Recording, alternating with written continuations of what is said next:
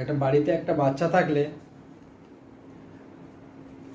ঘর গুছানোর আগে এবং পরের ভিডিওটা আপনাদেরকে দেখাচ্ছি।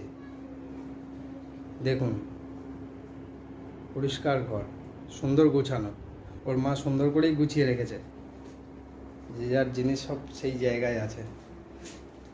কিছুক্ষণ পরে আমি ভিডিওটা দেখাবো আপনাদেরকে, আপনারা দেখলে বুঝতে পারবেন যে কী অবস্থা করেছে, এত দুষ্টু।